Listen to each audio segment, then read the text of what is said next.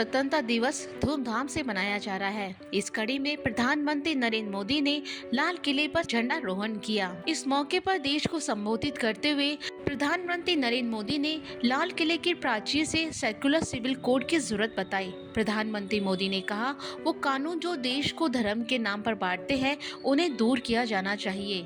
PM ने कहा, देश में एक सर्कुलर सिविल कोड की जरूरत है और गलत कानून का आधुनिक समाज में कोई जगह नहीं है। उन्होंने कहा, मौजूदा नागरिक संहिता एक कम्युनल नागरिक संहिता है। अब हमें एक धर्मनिरपेक्ष नागरिक संहिता की आवश्यकता है। जो सपना है उस पर भी हमने उतना ही बल दिया है। पिछले एक दशक में अभूतपूर्व इंफ्रास्ट्रक्चर का विकास हुआ है। रेल हो, रोड हो, एयरपोर्ट हो, पोर्ट हो, ब्रॉडबैंड कनेक्टिविटी हो,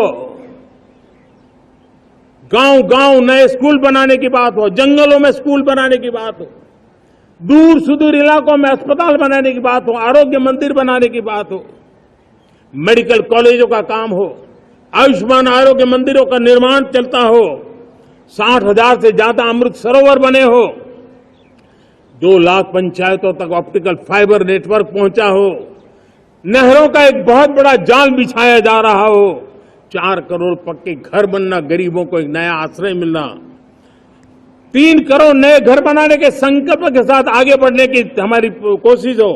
हमारा पूर्वी भारत, नॉर्थ ईस्ट, उसका इलाका आज इंफ्रास्ट्रक्चर के लिए जाने जाना लगा है और हमने ये जो कायाकल्प किया है उसका सबसे बड़ा लाभ समाज के उन वर्गों तक हम पहुंचे हैं जो ग्रामीण सड़कें वहां बनी है जिनकी तरफ कोई देखता नहीं था, जिस इलाकों को नहीं देखता था, जिन गांवों को नहीं देखता था, दलित हो, पीड़ित हो, शोषित हो, वंचित हो, पिछड़े हो, आदिवासी हो, जंगल में रहने वाले हो, दूर सुदूर पहाड़ों में रहने वाले हो, सीमावर्ती स्थान पर रहने वाले हो, हमने उनकी आवश्यकता की पूर्ति की है।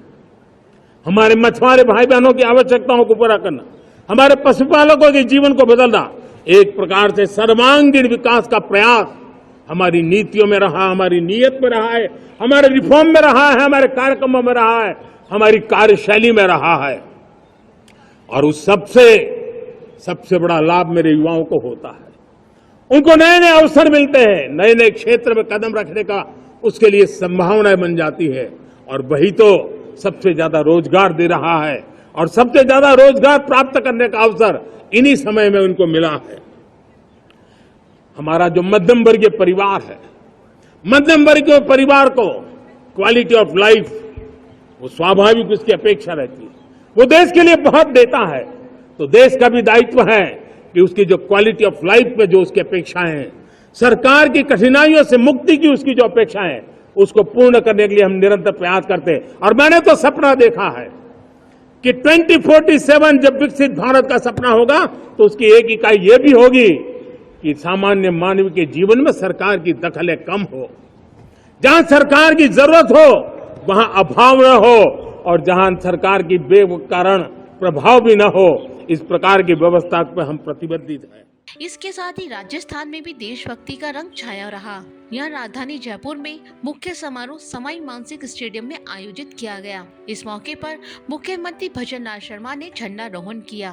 इसके अलावा मुख्यमंत्री ने अमर जवान ज्योति पर पुष्प चक्र अर्पित कर शहीदों को श्रद्धांजलि दी और 2 मिनट का मौन रखा।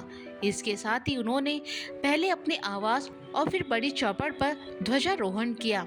पूरे प्रदेश में स्वतंत्रता दिवस हर्षोल्लास के साथ मनाया जा रहा है।